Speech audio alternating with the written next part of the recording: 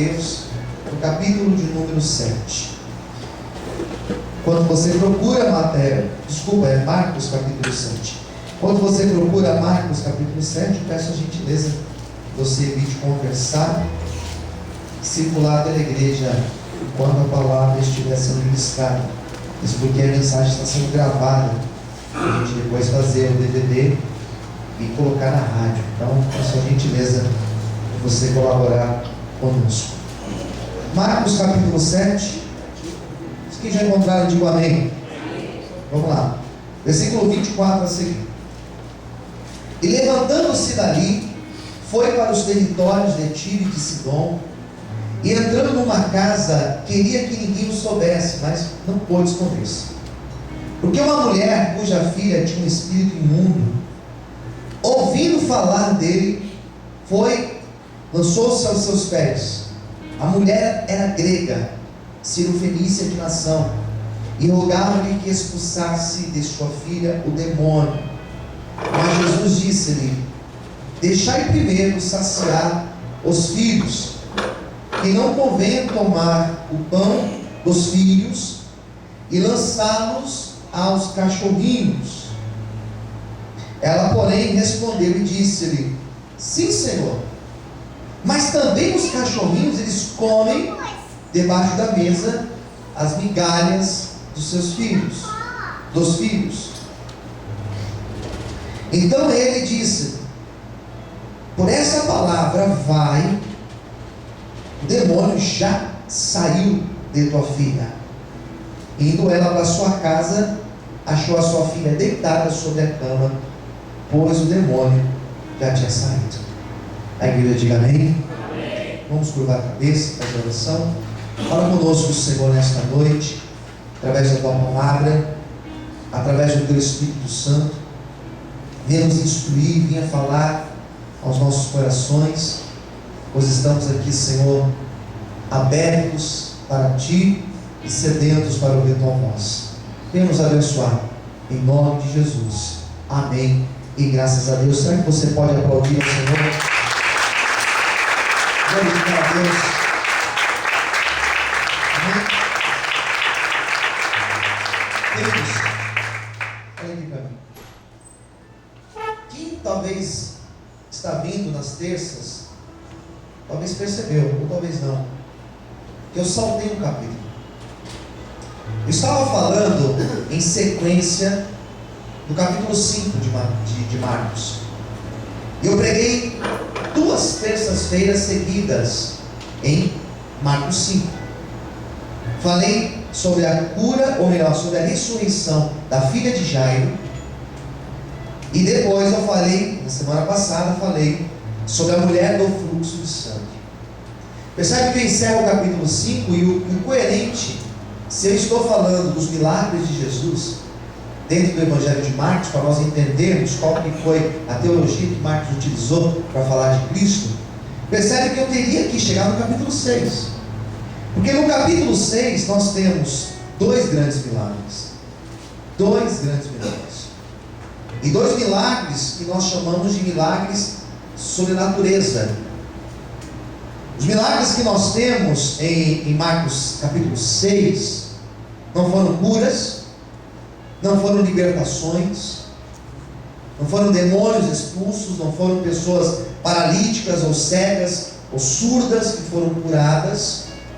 Mas no capítulo 6 de Marcos nós temos a multiplicação dos pães e dos peixes, mostrando que Jesus ele tem poder sobre a natureza, que ele pode multiplicar, e que ele não está preocupado apenas com a nossa alma, mas ele está preocupado com a nossa vida, com o nosso corpo, com o nosso ser. Quem está entendendo, diga amém. E nós temos um outro milagre aqui, que também não é uma cura. O outro milagre que temos em Marcos 6, é um milagre quando Jesus vai caminhar sobre as águas. Ele desce depois de uma oração do monte, os discípulos já tinham ido para o seu barco, e ele se encontra com os discípulos no meio da travessia daquele mar, no mar da Galileia, ou lago de Genezaré. E ali acontece o milagre dele caminhar sobre as águas. Em outros evangelhos vão falar que Pedro caminha sobre as águas junto com ele. Por que o pastor não vai falar desses dois milagres? Poderíamos falar, né? Mas, lendo esses dois milagres, e na verdade lendo o capítulo 6 de Marcos, eu pude perceber uma revelação aqui. O capítulo 6 de Marcos, Jesus queria lidar com os discípulos.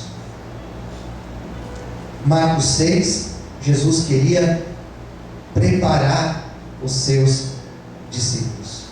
Quem entendeu, diga amém. Percebe? Marcos 6, versículo 7.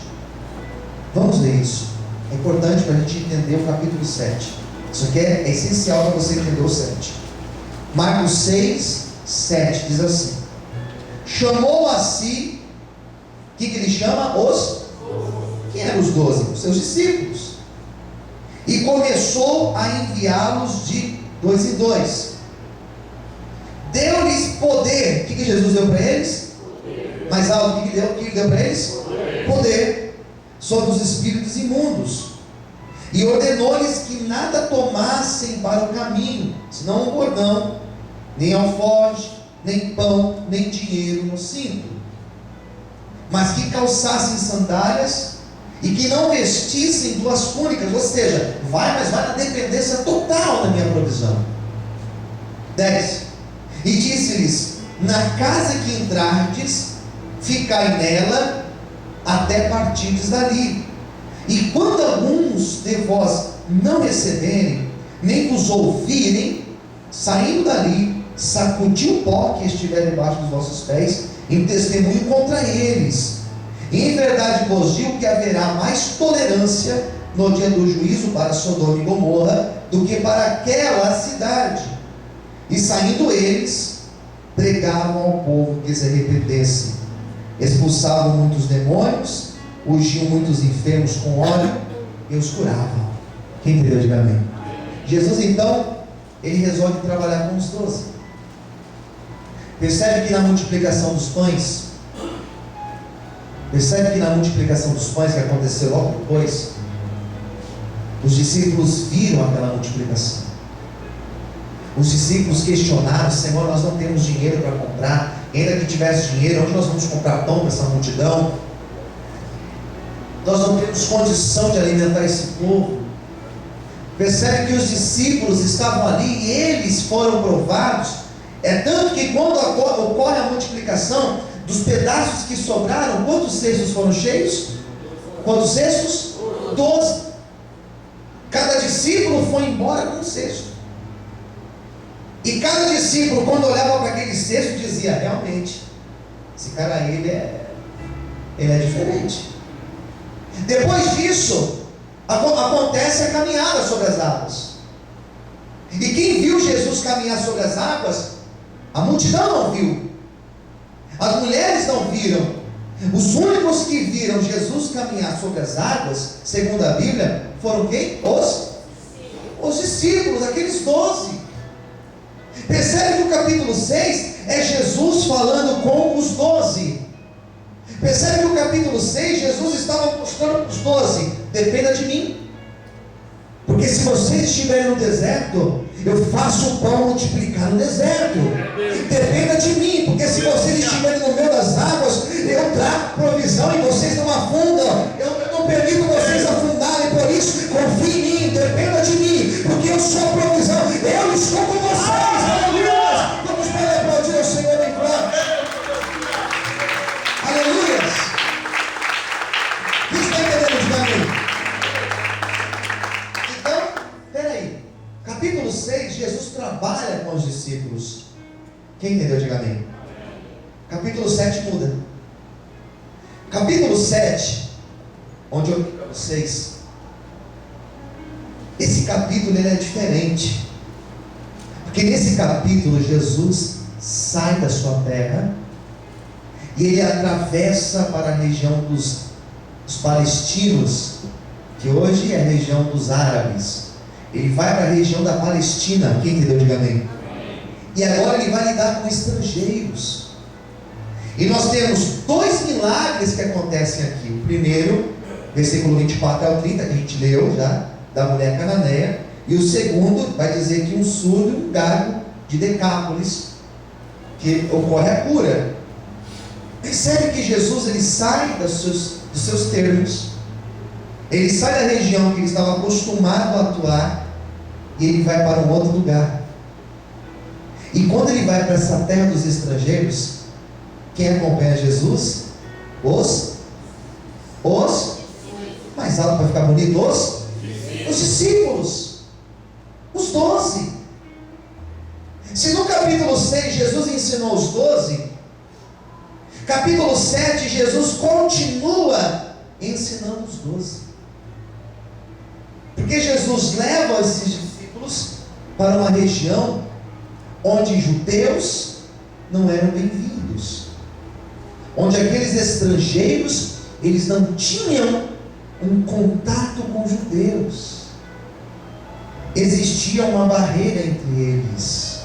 Fala para quem estiver ao seu lado: Jesus veio para derrubar todas as barreiras. Quem entendeu, diga amém. Ele foi naquela região. E os discípulos talvez um perguntando para o outro: mas o que a gente vai fazer aqui? O que a gente está fazendo aqui? Eu não gosto desse lugar. Esse lugar é estranho. É um lugar diferente, né? O que nós estamos fazendo aqui? E Jesus não fala nada. Mas Jesus sabia tudo o que estava acontecendo. Quando ele chega naquele lugar, e o texto vai falar que ele estava naquela província e que existia um preconceito entre eles. Preconceito é uma coisa terrível. Agora voltou a discussão, né? Nós tivemos recentemente 2 exemplos de preconceitos, e preconceito racial, que é muito triste. Da atriz, perguntei para a irmã Andréia, Thaís Araújo, aquela atriz casada com Lázaro Ramos, da Rede Globo, que foi vítima de preconceito pela internet. Alguém viu essa notícia? Quem assistiu isso na televisão? Era assim? Todo mundo viu, a maioria. E um outro caso, talvez nem todos viram, mas teve um jogador recente do meu time querido São Paulo, chamado Michel Bastos, que também foi vítima de preconceito. Preconceito é terrível. Essa mulher que nós acabamos de ler, a Bíblia diz que a origem dela, ela era grega. Ela era da região Cirofenícia. Quando Jesus chega naquele lugar, essa mulher vai falar com Jesus. Essa mulher vai pedir ajuda para Jesus. Por que ela foi pedir ajuda para Jesus? O problema estava nela? Não. O problema estava na sua filha. E quando um problema toca em um filho, acredito que toca mais forte ainda nas nossas vidas. Porque o filho é o sonho. Filho é algo maravilhoso. Filho é o nosso projeto maior. Quem concorda, diga amém. E quando aquela mulher vê a sua filha doente, possessa por um demônio, quando ela vê a sua filha naquele estado, ela não se importa com o preconceito, ela não se importa com as barreiras que existiam, barreiras raciais, ela não se importa com aquelas discussões que existiam entre judeus, entre os palestinos. Ela não se importa. Ela vai falar com Jesus, porque o problema era dela. Eu já começo a entender um pouco a mente dessa mulher. Eu já começo a perceber que quando nós temos um problema, que quando o problema é nosso, que quando o sonho é nosso, que quando o projeto é nosso, nós lutamos, nós vamos atrás, nós batalhamos, porque ninguém luta pelo nosso sonho, ninguém sonha junto com você, ninguém consegue sonhar os teus sonhos. Talvez a pessoa que está ao seu lado não esteja na mesma sintonia que a tua. Talvez nem em casa você tenha alguém que sonha junto com você. Talvez nem a pessoa que dorme agora com você, no caso esposa ou esposo, tenha os mesmos sonhos que você. Só que nessa noite eu quero que você entenda: o mesmo Jesus que olhou para essa mulher, Ele está olhando para mim e para você nessa noite. Tudo começou para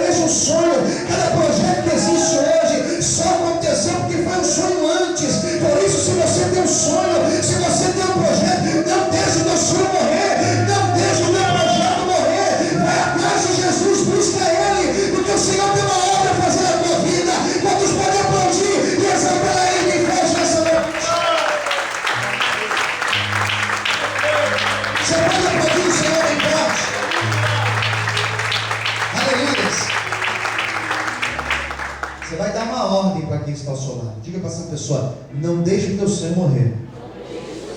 Outra palavra, diga assim: olha, não desista dos teus sonhos. Quem entendeu? Diga amém. Era o sonho dela. Eu vou lutar por isso. Minha filha, é o meu projeto. Quem entendeu? Diga amém. Eu vou atrás disso. Que ninguém vai fazer isso por mim. Ninguém vai buscar por mim. Ninguém vai lutar por mim. É isso. E eu sou bem dessa. Eu sou desse pensamento. Eu vou atrás do meu sonho. E eu vou buscar Jesus. E eu vou entrar na minha intimidade com Jesus. Eu vou entrar no meu propósito com o Senhor. E eu vou fazer igual Jacó fez lá em Gênesis, amém? Eu vou lutar com o anjo. Não vou soltar até o anjo me abençoar, amém? Eu vou lutar. Pode amanhecer o dia. Eu vou continuar lutando até a bênção chegar. Por isso continue. A tua bênção vai chegar. Diz o Senhor para você hoje. Quando esperar a batida dele bem forte. Aleluia.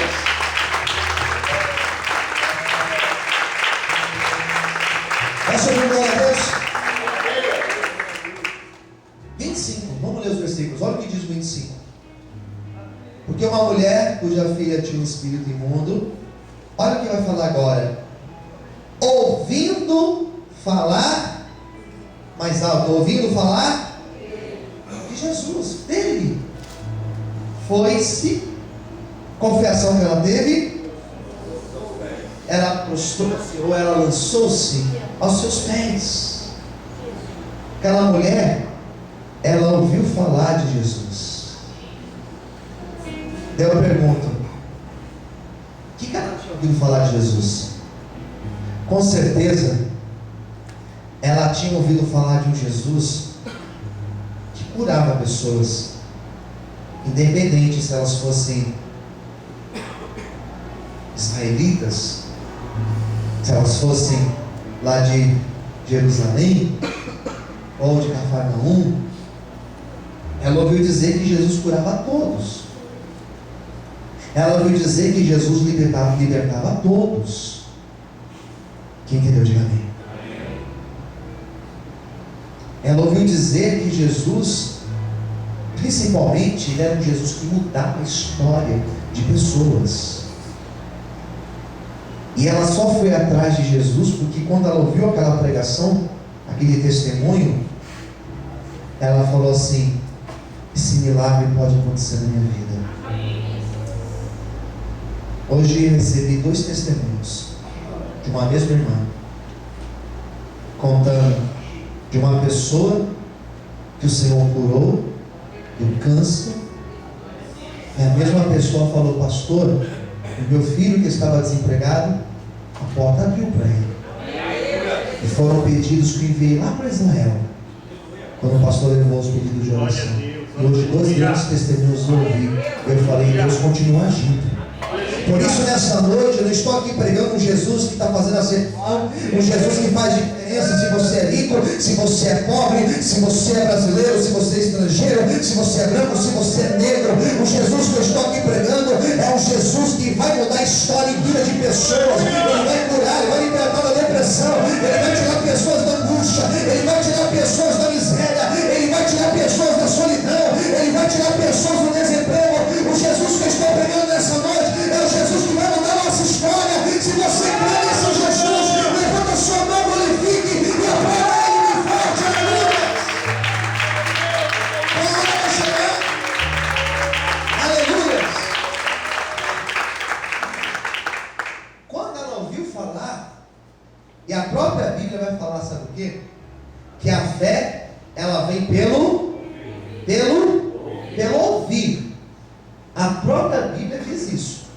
Quando ela ouviu falar, ela falou: eu preciso ir atrás dele. Não é por acaso que ele está aqui. Não é por acaso que ele saiu de onde ele saiu para vir até aqui. Hoje é o meu dia. Será que você pode falar isso hoje? Fecha os olhos, fala assim: hoje também é o meu dia. Amém? Pensa em um milagre que você precisa. Isso é profético, irmãos. Isso é para aquele que crê. A fé vem pelo ouvir. Amém? Em nome de Jesus, fala assim: hoje é meu dia. É hoje que eu saio com a minha libertação. É hoje que eu saio com a minha cura. É hoje que eu saio com a bênção na minha casa. É hoje que eu saio com a bênção na minha família. É hoje que eu saio com a minha provisão. Amém? Se você crê, glorifique e aplaude ao Senhor nessa noite. Aleluia! Glória a Deus.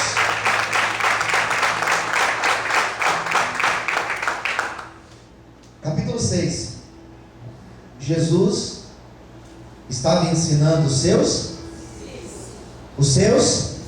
Capítulo 6. Capítulo 7. Ele continua ensinando os seus discípulos. Quando a mulher se aproxima, agora é o centro da palavra. Quando ela se aproxima e ela cai de joelhos aos pés de Jesus e ela implora pelo seu filho, os discípulos que estavam vendo aquela cena, eles continuam observando a cena. Mateus capítulo 15, que é um outro evangelho que vai falar desse mesmo milagre. Mateus 15, do 21 ao 28. O texto de Mateus vai dizer que os discípulos disseram assim, frase dos discípulos: Senhor, manda essa mulher ir embora, que ela está atrapalhando. Posso ouvir amém? Mateus fala isso, Marcos não fala isso. Marcos mostra, tanto em Mateus e em Marcos, mostra uma fala de Jesus, que é extremamente complexa. Olha a resposta de Jesus para ela, versículo de número 27. Mas Jesus disse-lhe: deixai primeiro saciar os filhinhos, porque não convém tomar o pão dos filhos e lançá-los aos cachorrinhos. Jesus foi duro com ela, sim ou não? Sim. Sim ou não, gente? Sim. E muito duro. Em outras palavras, o que ele falou? Desculpa, mas eu vou servir aqueles que são meus. E vocês, cachorrinhos. Uma palavra dura. Aqui nós temos algumas possibilidades de interpretação. Se de fato Jesus estava ensinando os seus discípulos, Jesus responde isso para ver qual seria a reação dos seus discípulos. Ou ele fala isso, uma segunda hipótese, para ver qual seria a reação da mulher. Conclusão que eu tiro: Jesus quer saber a nossa reação. Fala para o irmão do teu lado: Jesus quer ver. Não, desculpa, sua voz está fraca. Mais forte, diga: Jesus quer ver a nossa reação. Posso dar um exemplo? Quem está me ouvindo, diga amém. Tenta imaginar uma pessoa sem dinheiro, dura, sem dinheiro. E alguém fala assim: pastor, eis-me aqui, eu estou desse jeito, não precisa se manifestar. Mas tenta imaginar uma pessoa dura, sem dinheiro, um de conta. Daí essa pessoa vai lá, vai na padaria, vai pagar o que ela comprou na padaria, dá uma nota de R$10, e a pessoa do caixa vai devolver o troco, e a pessoa dá o troco como se você tivesse dado R$100, e você vê aquele monte de dinheiro. Daí Jesus está lá no lado, observando qual será a tua. Outra hipótese, essa é fraca, essa é fácil. Uma outra hipótese, tenta imaginar aquele casal com problemas no casamento, problemas sérios no casamento, briga e confusão, e fica ali aquele problema, e de repente, lá onde a pessoa trabalha, aparece aquela mulher linda, ou aquele homem lindo, e começa a querer se aproximar. E Jesus permite para ver a nossa reação. Tenta imaginar uma proposta chegando para você no seu momento de luta.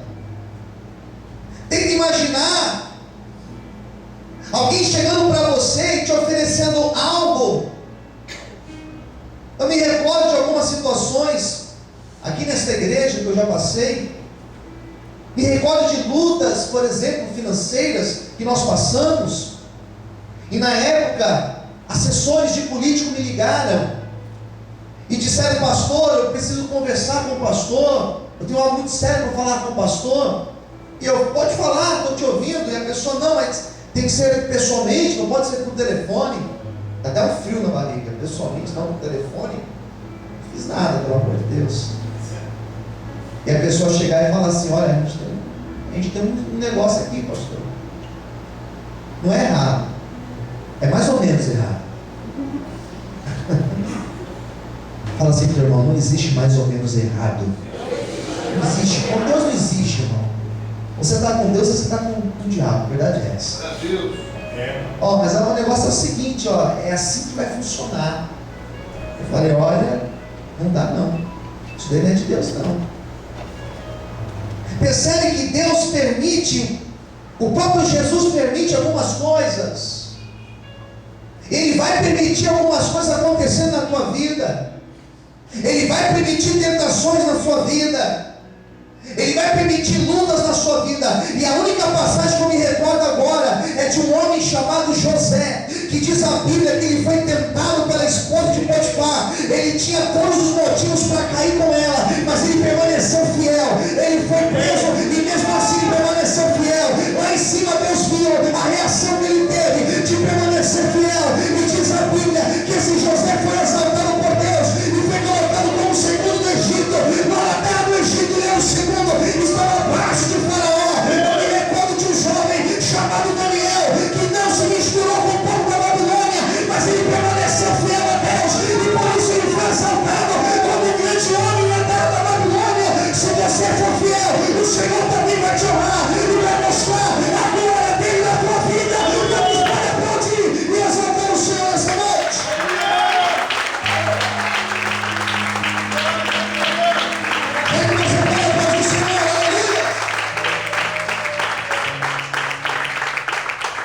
Agora, se essa luta for Jesus te experimentando, já parou para pensar? Quem está me ouvindo, diga amém. Amém. E se ele está querendo ver a minha reação? Se ele está querendo ver se de fato eu sou fiel, e se ele está querendo ver a tua reação, quem está entendendo, diga amém. Para pensar nisso.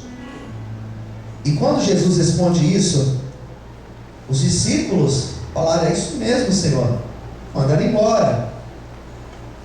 A reação dos discípulos não foi nem um pouco aprovada. Só que a reação da mulher foi extremamente louvável. Porque olha o que diz o texto sagrado, que precisa encerrar a pregação. 28. Ela, porém, respondeu e disse-lhe: sim, Senhor. Sim, Senhor. Mas também os cachorrinhos, eles comem debaixo da mesa as migalhas dos filhos. Posso ouvir um glória a Deus por isso? Os cachorrinhos comem, Senhor.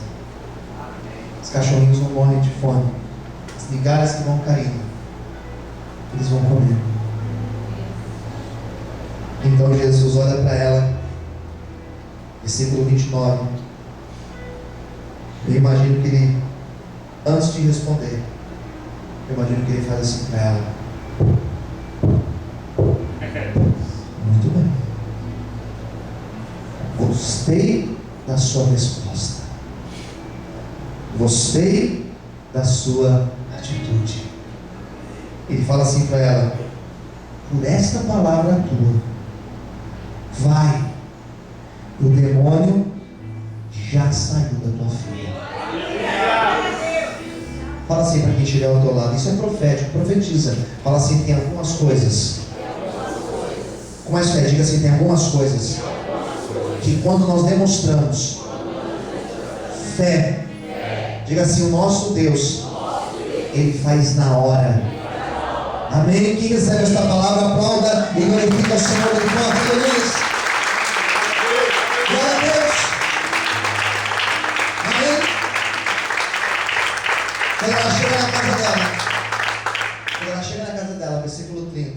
Indo ela para sua casa, ela achou a sua filha deitada sobre a cama, estava lá dormindo, pois o demônio já tinha saído.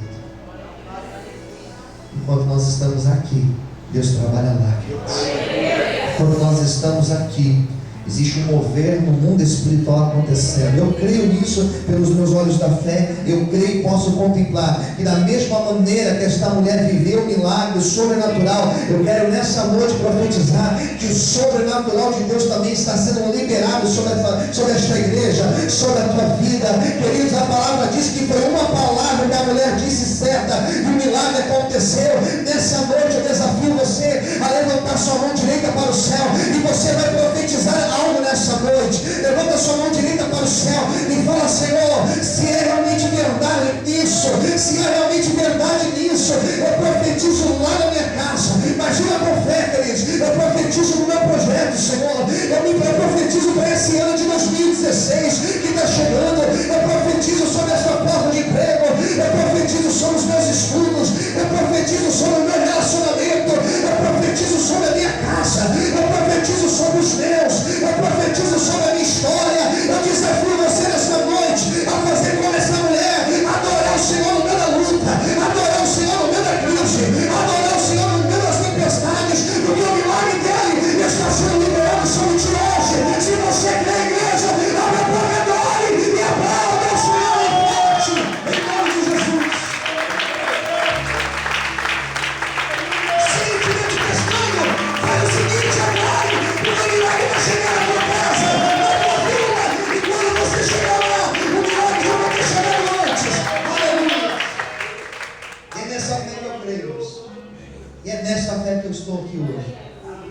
E é nessa fé que eu profetizo o milagre de Deus na tua vida. Recebe esta palavra? Quem recebe, diga amém. Feche os teus olhos agora. Aleluias. Com os seus olhos fechados. Graças a Deus.